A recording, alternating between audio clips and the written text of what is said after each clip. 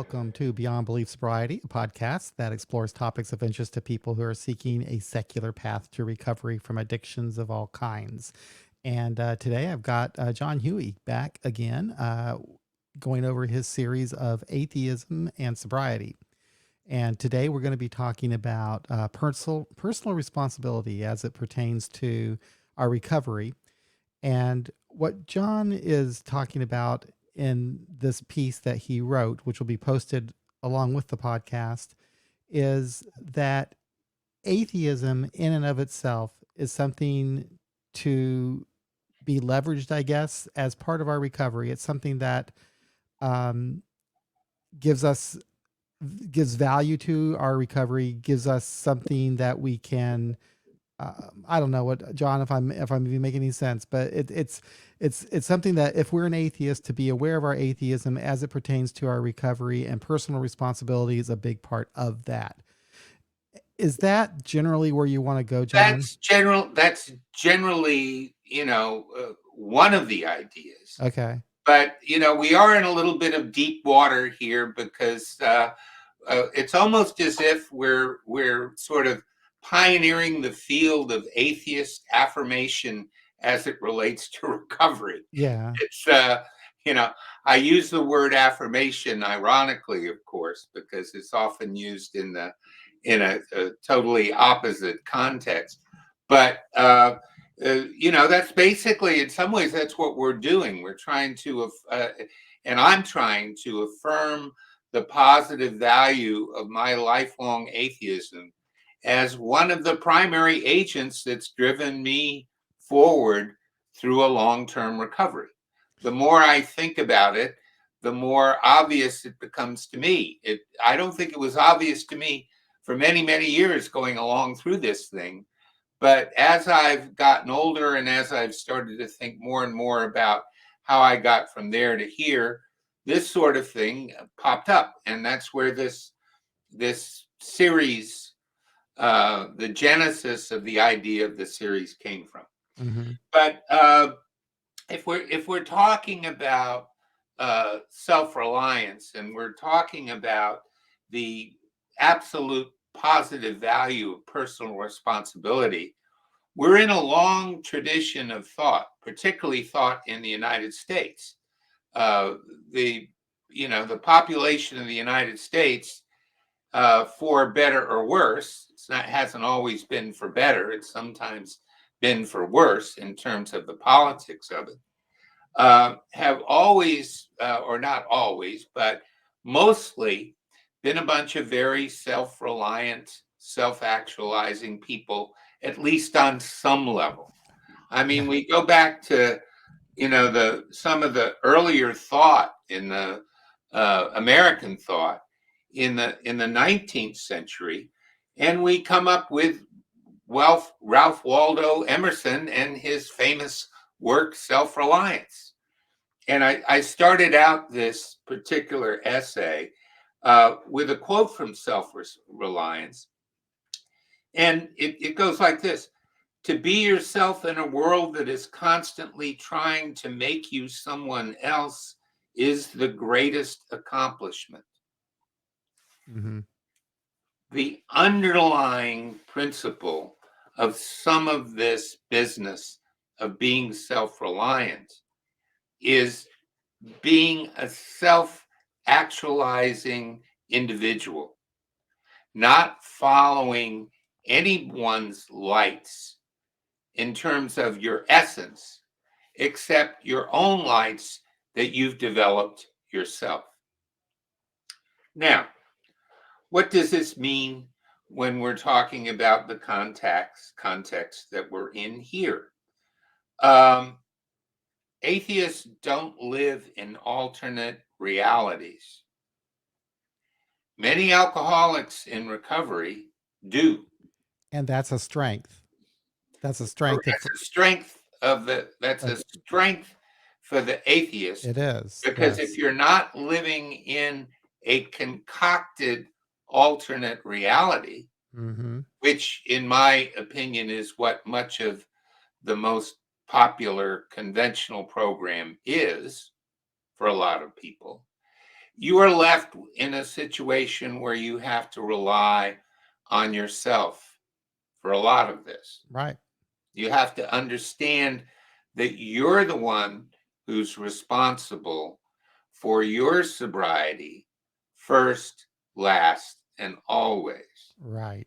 And stepping up to that is very difficult because, obviously, for someone like myself that drank between age 15 and age 38, by my count, that's 23 years Hmm.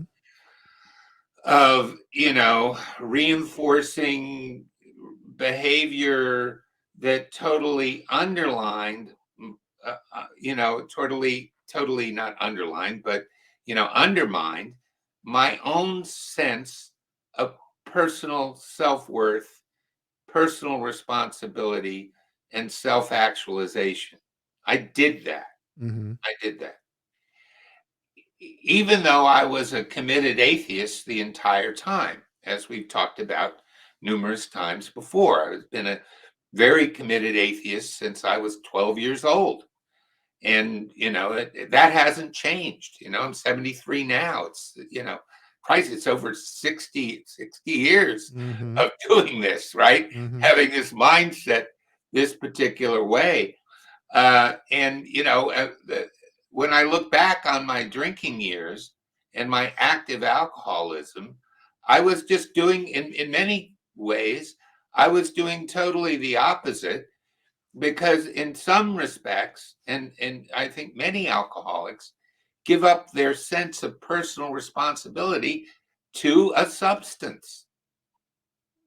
Right. They let the substance guide them, not their own character or their own inner self or their own real abilities That that they happens to, but that happens to everybody, right? that happens to everybody. Right. Okay. That becomes addicted to. But if you are really an atheist, okay, unlike the alcoholic who is converted, and as we all know, in the early parts of that program, particularly in the early years of that program, you had Mhm. to undergo some sort of conversion That's right. experience to Mhm. even be a member, right? Yep. Yep. So for the atheist, obviously there is going to be no conversion experience, Right. no bright white light, none of that Right. stuff.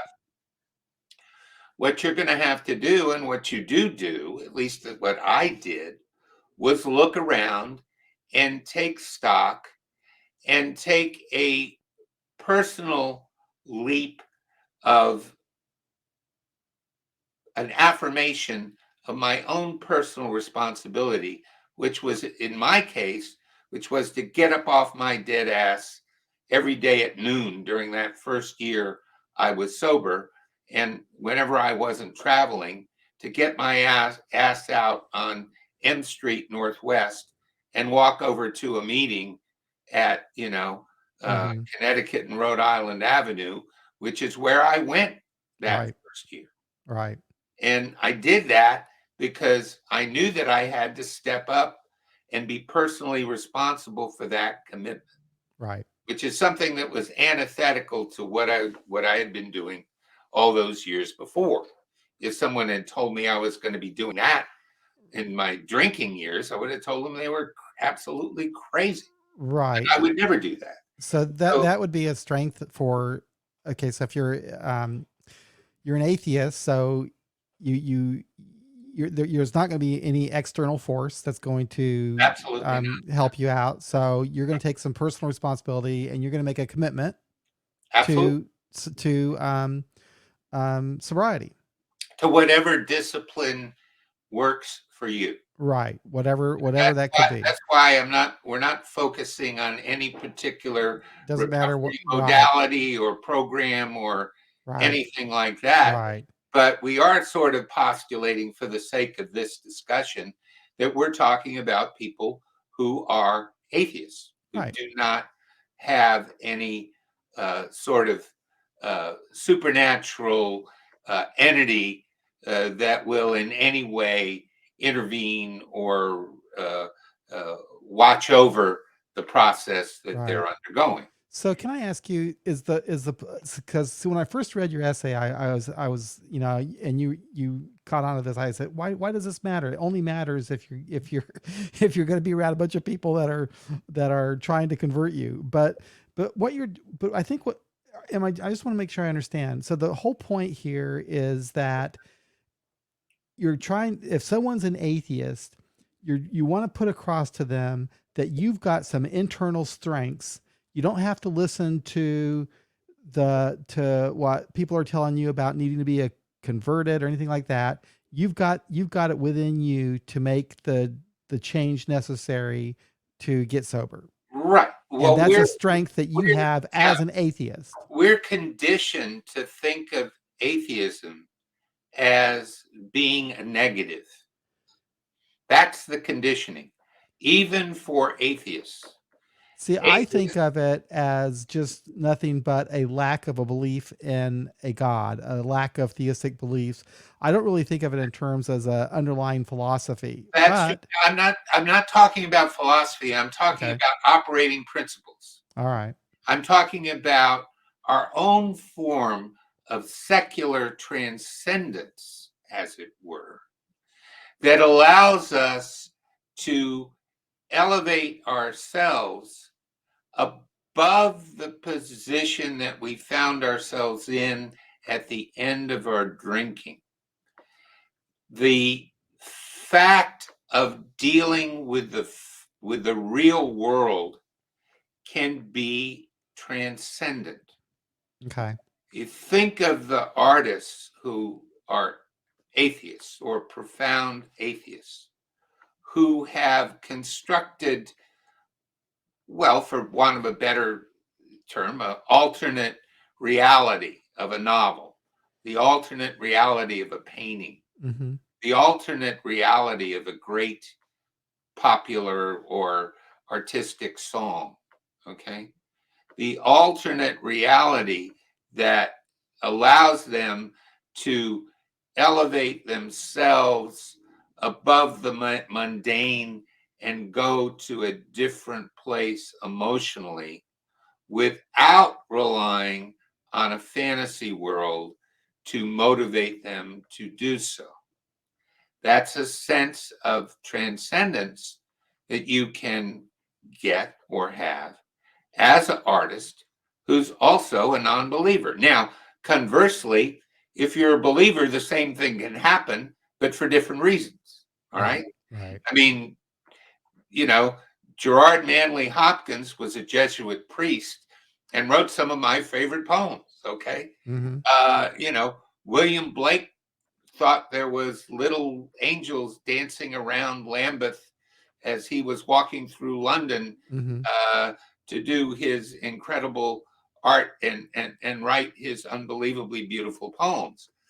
That's fine with me. All right. Uh, but, Lou Reed wrote a hell of a lot of great songs, not believing anything. right, Okay. mm-hmm, Okay. That was another cat who had a lot of influence over me when I was young, who did wonderful and amazing things mm, without going anywhere near any of that mm, stuff. So, what I'm saying is you can have a motive force within you that is elevating you above the mundane and getting you to a place where you would do uncharacteristic things like get gotcha, your lazy ass out on the street and go to a meeting every day. right, right, And your atheism can be a positive force that is moving and motivating you forward to do so. And I, okay. I have not in the past heard it articulated that way. No, I have not either. I have not either. As you said, atheism is usually a negative thought of that Yeah, way, I mean, or just you get to, immaterial to you get recovery. to, yeah, I mean, it's like when we started our meeting here in 1988, it was started by two diehard old style American atheists. They were even, more, they were even heavier into it than I am, right? Those two. And when we were talking about naming the group, somebody brought up the idea of putting the word atheist in the group name. And remember, this is September Right. 1988. And those two said, oh, no, no, no, we can't possibly do that. People will go crazy if they see the word atheism. And these two were lifelong, diehard, old militant leftist atheists. I mean, Yeah. we had, you know, that world is gone. All right. Right. It's time for us to get out and about and affirm who and what we are in a positive way. Now, I'm not talking about a great liberation movement where we're going to go chain ourselves to the White House fence, right? Mm-hmm. Or any shit like that. Mm-hmm. It's not political. It's internal. It's individual. And what I'm trying to do here with this particular piece in this particular part of the series is get to a point where I can talk to individuals about that without any apologies. All right.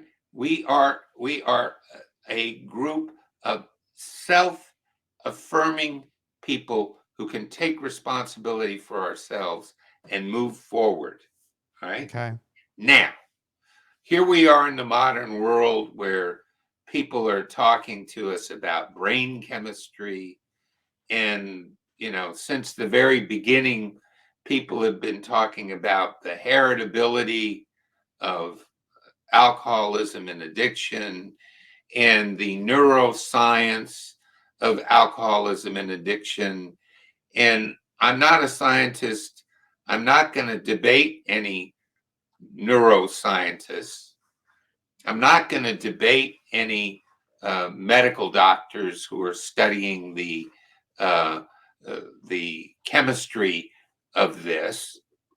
But I am going to say that nobody has shown me anything so far that will, even though I have a strong belief in science, will show me that there is science that is going to obviate or change the fact that alcoholism and addiction are things we do to ourselves. It's true. They are not things that come from uh, uh, are like a cancer, Right. You're or right. It's or very I, true. I have an autoimmune disease that I clearly inherited from my mom's side of the family.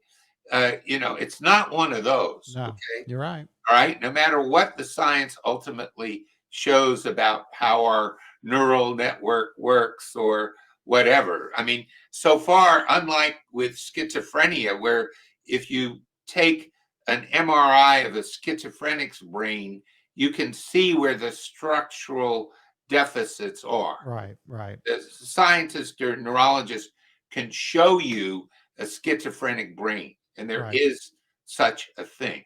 All Right. right. It's a disease. And that's why it's so resistant to treatment. And the only thing that helps at all, and then not very well, are certain types of chemicals that you can Right. put into that to try. Nothing like that for us. All Right. right.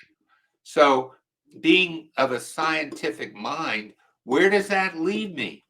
It just leaves me with me. Mm-hmm. Right. So, I've got to assume and assert self determination and personal responsibility, regardless of what my ancestors may have done, my mommy and daddy may have done, or what my brain chemistry might be. There's nothing out there that's really going to take care of this except what I choose to do. Correct. And that's where the clarity around personal responsibility comes in. Now, if you're in a conventional program, you can say, well, I'm going to turn this condition over to something else. And where does that leave you? That leaves you dependent on something outside of yourself Right. that to us clearly does not exist. Right. I can't, I mean, these people are rendering themselves dependent on something that isn't real. Right. I know. It has no reality. Of course, it has no reality to it whatsoever. Right. So we atheists, we had better affirm some positive truth within ourselves, or we're probably going to get ourselves in trouble, right? So where I see how this okay, I'm still where I see where this could help someone in this respect. You're Okay. an atheist. You know you're an atheist. You've been an atheist your entire life, and you're comfortable with that worldview. You get into recovery circles where people are pushing this idea that you need to rely on something outside of yourself. However, the message that this atheist should receive is that no, that might be fine for them, but you can take personal responsibility because we as an atheist have to live in the real world. There is no external force There that's going to is help no us. external force. So Okay. leave that to them, but don't you be swayed by, don't you be deterred. This is possible for you to recover based on your own worldview as an atheist. Cognition is not mystical. Right. Right. Cognition, what you see, what you know of the real world, has nothing to do with mysticism whatsoever. Right. It is what you see. So is this who you're trying to reach? The atheist who is finding themselves in a situation where they're surrounded by people telling them there's an external force that you need to find? I'm trying to reach anybody who might benefit from having a more positive, affirmative idea Okay. about what it is we actually do. Okay. And whether that helps people that are trapped in that ridiculous retrograde program, or it just merely assists somebody in terms of understanding the process that they're going through themselves, gives it some sort of handle. That's what this whole series may be about. Giving myself, I'm learning that as I go along doing this time. I'm in my old age, I'm learning something. I'm learning about this That's stuff. good. And that we're going to go through a lifelong process of learning about ourselves and how that self interacts with the world, both the current sober self and the former, alcoholic, active alcoholic, or addict self. We'll learn a lot about that if we stick to the facts. Um, and I've done a lot of observation over the years of how people do things. I've been, as you know, like you, I've been around a long, long time, gone to lots and lots of meetings, seen all kinds of stories. And again, like the last time, I'm not going to be reading from this essay too much, but there's a paragraph in here. I think at this point, it might be a good idea to just read this paragraph about a couple things that I've observed going down the road, along the Okay. way. And in here, I say, anecdotally, after many years of observing other addicts and alcoholics in recovery from all societal, educational, and socioeconomic levels, it became obvious to me that many of those who share our condition, particularly those who face continual and chronic relapse, suffer from a critical deficit of the imagination. Mostly, they fail to step up to the proposition that making a commitment to rectify their circumstances requires taking their fate into their own hands via a declaration of personal responsibility that manifests in a clear moment of decision about their drinking and drug use and/or drug use. And then I refer people within the body of the article to my old, piece about making a decision, which is Right. now Mm. archived on the excuse me, sorry, on the secular AA site, and go into that at great detail about Right. my own process of making a decision. So, you know, Those are also on your own website too, right? yeah, John-huey.com. yep, Yeah. yep. The links are on there as well, and I've got there's some other things I've got to do with that website soon, but it's pretty much up to date. I think it's a pretty good resource for Yep. people if they want to hear more of my stuff. Yep. Some may some may want to avoid it like the plague. Others may find it useful. But as we're going along here, I thought it was important to, you know, mention and talk about the people that we leave behind and why not we don't leave them behind consciously. We leave them behind when they do get left behind.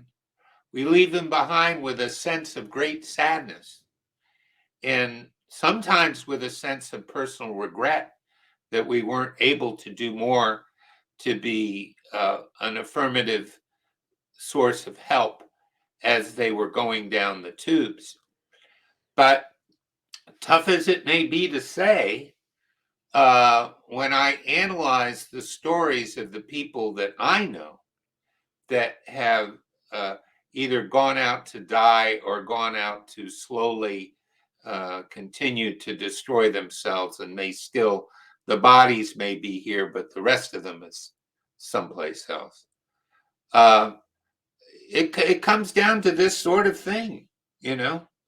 Uh, the people that personally make a commitment to rectify their circumstances and get to that moment where they absolutely must and do decide are the ones that I have known and see survive.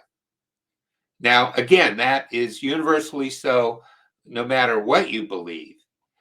But for us as atheists, the idea of personal responsibility is absolutely essential because as atheists, we don't have this other venue, this other place to go, right? Right. That takes us to another world where some otherworldly force becomes the active, motivating, daily, hourly for them, some of them, Mm-hmm. Mm-hmm.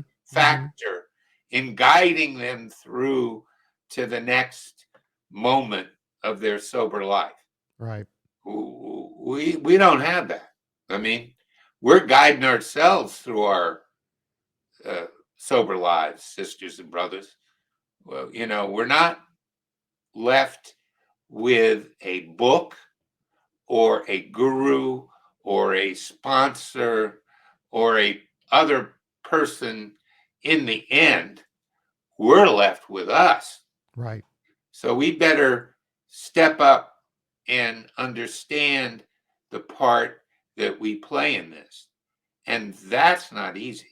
I'm Right. not I'm not trying to minimize the struggles that people go through.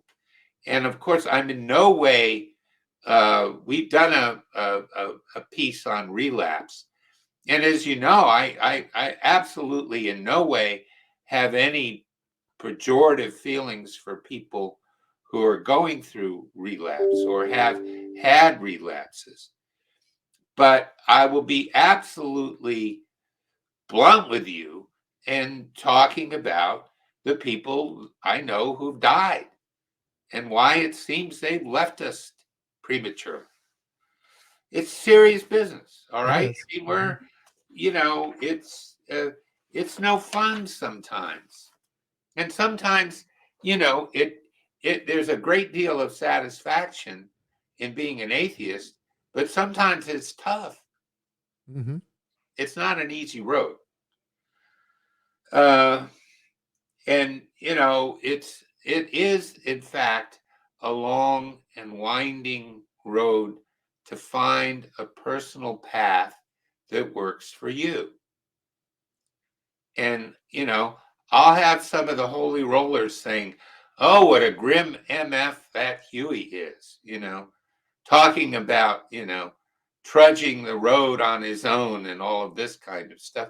No, once we found a path that works for us in terms of sobriety, then all kinds of wonderful things can open up in our lives that wouldn't have opened up otherwise. Right. Yep. Were it not for my sobriety, I wouldn't have my two wonderful daughters. There's no way I would have had those children, right? Mm-hmm. Uh, Even though I was a less than perfect parent, I have just an incredible life uh, reflected in their eyes today because of our relationship. I never would have finally gotten married to someone, well, who you well know that I'm very lucky to be married to, that you know that I finally found a way to be a true partner with someone else. I never would have gotten back after all those years of running around the world chasing bucks, in the business world, to, having a rekindled, professional life as a writer where I can, go back to things that I thought I was going to do early in life that got buried in the wreckage in the midst of my alcoholism. I've had a lot of wonderful things happen as a result of trudging this Right. tough atheist path. And I don't want to in any way say that it's a grim business. No, it's a business that opens your life, Right. but you've got to do the business. Right. Don't do the business, it's going to be very, very hard indeed. Um,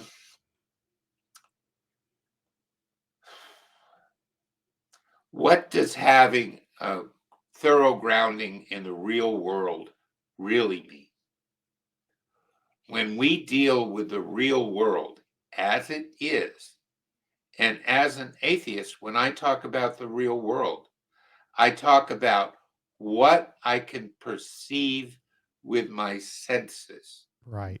not what I wish might be, but what is, What you know. Right. Hmm. what I know. Where does that leave us? Where does that leave us? Well, it can lift you up or it can hammer you down.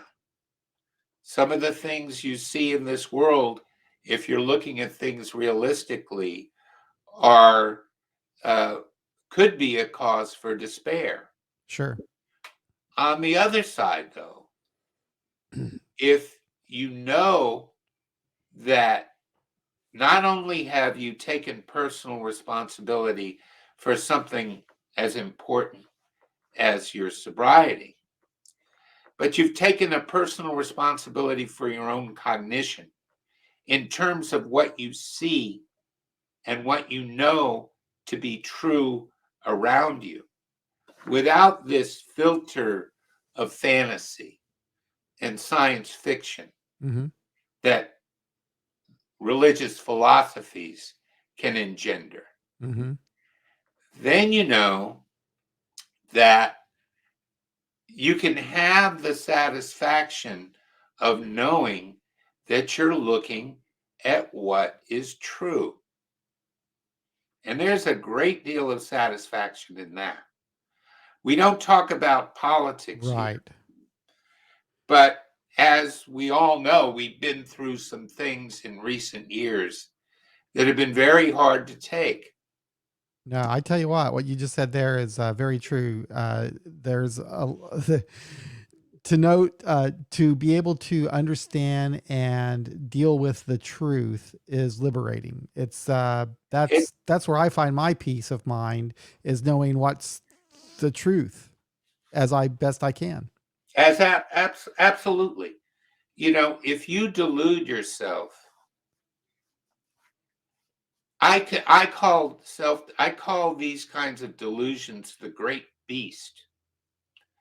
much of what we have in the world that is wrong, particularly these days, what is growing and what is going wrong, is connected to this great beast, this bestial uh, tendency to be self-deluded and not see what's true as opposed to what's untrue.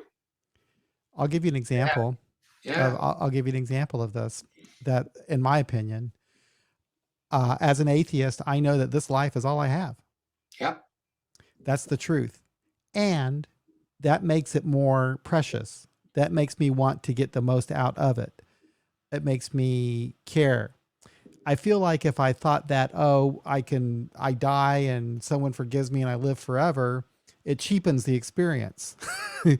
So, and I'm not trying to, I guess that does kind of put that down, but I just guess that I'm saying is that if I understand that truth about my life, that my time here is limited, I'm going to make the best out of it as I can. And I want to be sober during the rest of my time here and contribute something. Absolutely, absolutely. Otherwise, you go down a rabbit hole, and who knows what you'll do. Yeah. I'll give you an anecdote. I've run across a lot of interesting people in my career, in my life. And years ago, I was involved in a very difficult project overseas with a gentleman who, if you were to meet him and actually doing work with him, you would think that he was sort of typical Washington professional at a very high level. He was a PhD engineer, very astute individual when it came to technology and things like that. But since we were traveling around a lot and we were in strange places like Ecuador and Jamaica, and we saw all kinds of strange stuff out there around the world while we were going around. And I was in Indonesia, some of these other places. But we would kick back at the end of the day, and I would drink my Diet Coke, and he would get himself a nice tall bourbon. He was an evangelical Protestant who drank bourbon. I found that very Mhm. interesting. But we were having a discussion one day about family and about things that were very important to us personally. I don't know where it came from, but we were starting to have that discussion. And he looked at me and he said, "None of that matters." I said, "What do you mean, none of that matters?" And he says, "Well, Jesus is taking me to heaven and the rapture is coming anyway." So, and he was lighting a cigarette. I think I asked him, Mm, "Why are you lighting up that cigarette?" He said, "Oh, that doesn't matter because Jesus is coming and the rapture is coming and all of this will be irrelevant in the huh, end." I was just dumbstruck. It yeah. was like,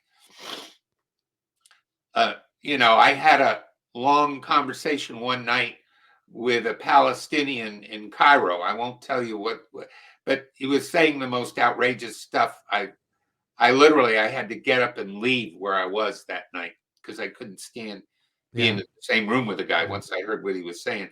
It was almost that bad with this guy. Yeah. I heard some strange stuff when I was running around the world, Yep. but that was one of the toppers Wow. because it was coming from someone who was better educated than I was Yeah.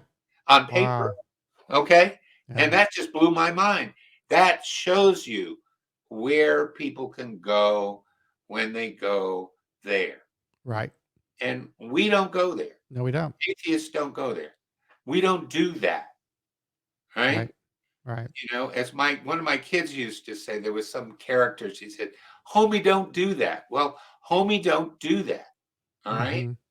And we do something else. We find ourselves struggling against the great beast of self delusion, which brings us back to the sobriety thing. What is a bigger self delusion than deluding yourself into thinking that you can drink safely Right. if you're an alcoholic? Right. Is there a bigger delusion? There No. very few delusions that are that top that one. No, that's one that could kill you. Well, yeah. Yeah. And a lot quicker than, probably smoking an extra Lucky Strike. Right. You can, you can end up with a fatal condition. But if we are self-actualizing, if we are taking personal responsibility for ourselves, we are not doing that. Okay. Right. Okay. And we know that we're on our own, right? But we're on our own on solid ground. Mm-hmm. If you are trusting your sobriety and your life to something, in the case of an atheist, we know to be untrue, right? Or if you're uh, trusting your sobriety and your life to that thing on the wall, those 12 steps or whatever they call them Mm-hmm. up on the wall, right? And you're not trusting the deepest resources of yourself, in my opinion, you are on shaky ground.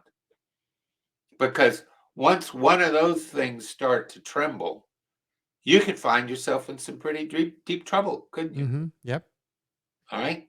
But if you have a firm bedrock conviction that what you have done in terms of taking personal responsibility for yourself and making a decision about your drinking and or drug use, and I think we're on pretty solid ground. And that's something that's affirmative. Right. And that's something that we can affirm about ourselves, with ourselves, and for ourselves.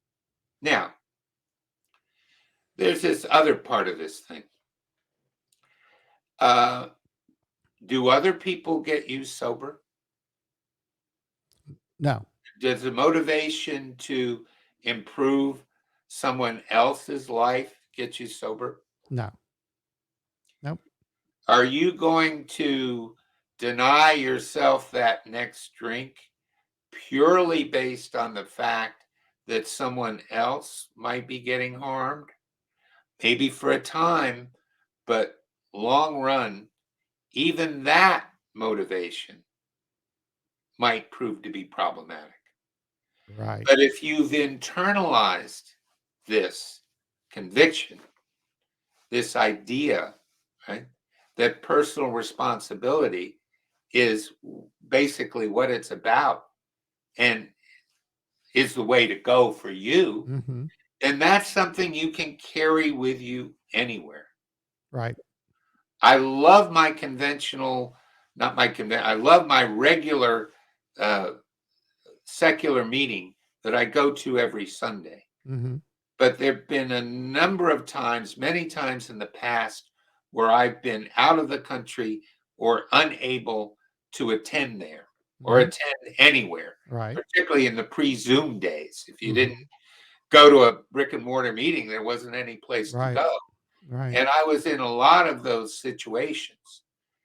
And if I hadn't have had that bedrock personal conviction, as well as the wisdom gleaned from having gone to all those meetings and been associated with a lot of fine, sober people, I never would have made it.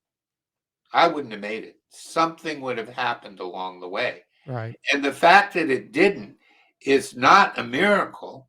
It's the fact that I was able to carry this particular set. I hate to use that phrase. I'm going to use that phrase, set of tools. Mm-hmm. I wish somebody would come in here and slap me for using the Mm-hmm. phrase, set of tools. I took that particular set of principles along with me, Right. and it worked like a charm. Our human rights, when we look at that part of it, and I don't know how this popped up. I'm thinking a lot these days about human rights Mm-hmm. because I see them violated on all sides of me. Mm-hmm. And it's, of course, extremely upsetting when we see human rights being violated. But human rights are not conferred upon you by God. Human rights are conferred upon you by your fellow humans. And that's who you have to deal with when Interesting. you are affirming and standing up for your human rights, a la Bob Marley. Right. Get up, stand up. Even though he was always thinking about Jah and God and this and that, I love Bob. Bob was, I'm sure they'll jump all over me because he Yeah. was Rastafarian and spiritual in a very kind of unusual way. But in the end, when you scratched old Bob, he said, get up, stand up for your rights. Right. And that God wasn't standing up. You were the one standing up. Yeah. And if we look at our sobriety as a basic human right, everyone, every human being has a basic human right to be sober. Right. That's what they choose to be. So I find this kind of interesting and enlightening for me because I'm thinking about so hear me out, natural rights, not being God given, but natural rights that human beings born in their natural state have a right to life, liberty, whatever, right? Right. And that's just a natural human right. But I to think it even further though, as you just said, that it's the other human beings that are going to determine whether or not you are able to actually actualize those rights, right? In the public or the political Because sphere, yeah, other human certainly. beings will build obstacles around to keep Well, you from absolutely, right, absolutely. You work in a giant corporation, which I did right, for many years. When I allowed other people to set my agenda on a day-to-day basis, it finally got to the point where I had to get up, stand up, and assert my own rights and start my own business. It was the best, it was probably the worst thing yeah. financially in some ways because I was doing extraordinarily well financially, but I wasn't doing well as a person. So when you're So able to get up and do that in that context or a political context, or even sadly in the context of a marriage that's right. not working for you, there's So all in the kinds of places. so tying this into sobriety and recovery, you're born with this right to live and be sober, Right. but you have to deal with other human beings to achieve that. Is that what you're trying to say? That you Well, have no, you have to be, you can't let other human beings interfere with. got you. There you go. That's exactly what You can't that's let okay. circumstances interfere with that. Right. You have an inherent right to be sober, no matter what the external Gotcha. circumstance imposed Perfect. by Okay. others. I understand now. I understand That's now. why, you know, you know, they in the United States they say we have life, liberty, and the pursuit of happiness. Right. I have the right to pursue happiness. Right. May I never be don't happy. have a guarantee that I'm going Right. to be Exactly. happy, Exactly. but Exactly. I have the right to pursue that, Right. right? And anything that stands in the way of that needs to be rectified. Yep. And we're And not going to go think about that in terms of sobriety. think about that in terms of sobriety. You have an inherent right to be sober, but you have to choose to assert those rights. Gotcha. Yep. That's personal responsibility. That makes sense to me. That makes sense to me. Asserting your rights as a self actualizing Right. person No, that makes sense. without this excess baggage from the outside, which is where I totally part ways with these program people. Mhm. I don't buy it at all. Mhm. I never did. Mhm. And the the sooner we as atheists assert ourselves as a positive force in the world, the better off we will be. Gotcha. We're not only a positive force for ourselves, I believe that people that look at things realistically are a positive force in the world. And we're certainly a positive force in any recovery community Mm-hmm. because we're standing up and saying that we are going to take a active role in affirming our right to be sober. And we're Okay. not giving it to you or anyone else. Okay. We're assuming that right for ourselves. Now, likewise, here's another sort of golden lining to this whole thing of taking personal responsibility. At depth, once you understand something about personal responsibility, you know in your bones that you cannot take personal responsibility away from anyone else. Mm.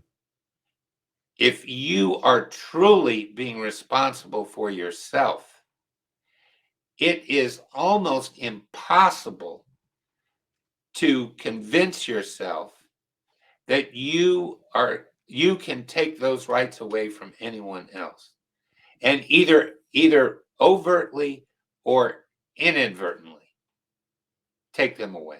Right. That's what many of these people in these recovery places do.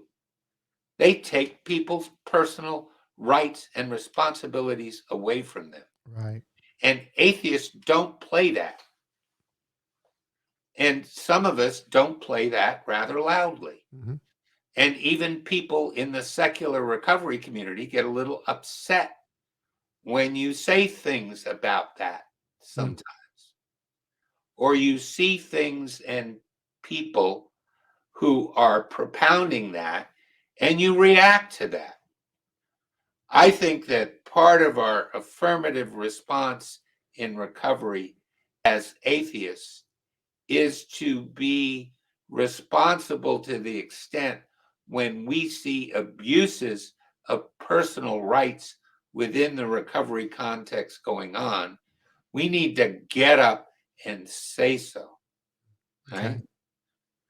We need to, but at the same time, we're not in the business of imposing our ideas or our structure on anyone else. I talk about what happened to me. Mm-hmm. I'm not talking about what must happen to you. Right. I'm merely affirming some things that made sense to me in this particular journey, a little over 35 years in now. Mm-hmm. In this particular journey, I'm talking about stuff that made sense to me. Right. And that's maybe the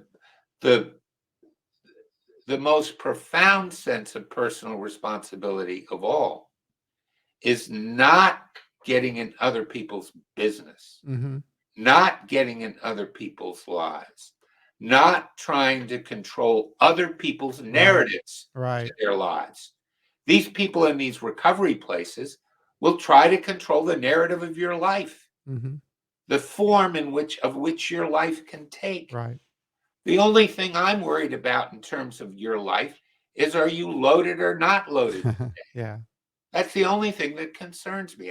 I keep saying it over and over like a fucking broken record. Oh, I said fucking That's okay. time. So we're coming up on an hour now. Yeah, we are. Did we cover the what you were wanting to say about this personal responsibility, or is there something else that's important that we Well, left out?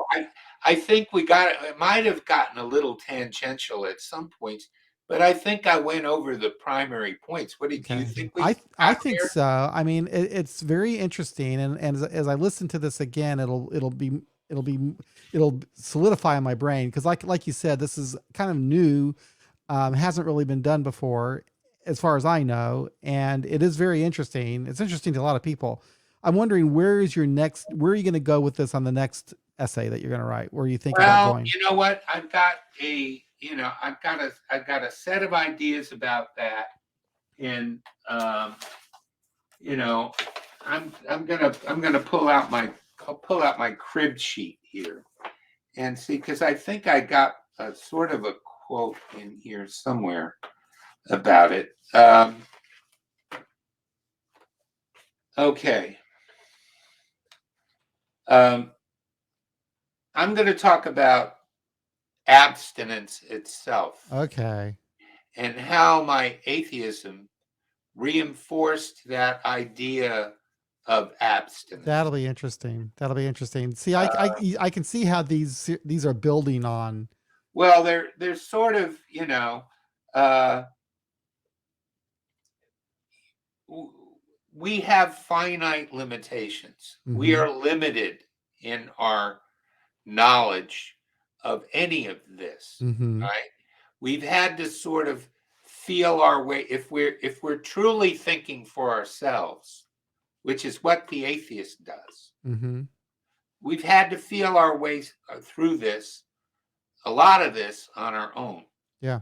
And I know that people are looking for a book or a manual or some kind of ready guide or something like that. To me, it's a lifelong process. It is. It's a searching. And what I'm trying to do in these particular essays is to talk about, in some ways, I'm talking about process as much as I am about essence, right? Gotcha. What is a mindset? I'm not writing a philosophy book. Right. I get it. What I'm trying to do is to understand more about how I got here from there and what those insights are and were about how and why that occurred. Okay. And if that has resonance for other people, that's wonderful. And it does. And it does. Well, let's hope so, because it does. I mean, a lot of people, I get a lot of comments on these discussions that you and I have, and they get a lot of views. And so I think it's important, and I find it very interesting, and I appreciate and enjoy these conversations a great deal. So thank you very much for taking the time to do this and to write this. Right. Well, we're fallible human beings trying to work our way through a set of ideas around a condition that is not, it's very widely discussed, but is not properly contextualized and articulated for the atheist. Yep. It's very well documented for the believer, but for us in this context, the literature and the investigation is very thin. And, I'm hoping that somebody younger and smarter than I am will pick up on some of this after I've departed and, take it to the next level. That's all we can do. We're trying in little increments, trying to build one little block on top of another. Yeah. And, this whole thing on personal responsibility was part of that. And the next episode about abstinence in and of itself will also, but I've got to sit down and think about that. I've got an international trip to take and some other things to do between now and then. But maybe while I'm walking around a strange place in a strange street in a strange city, something will come to me, because I still go around the world and ply my trade at my advanced state of decomposition. Somehow I'm able to do that.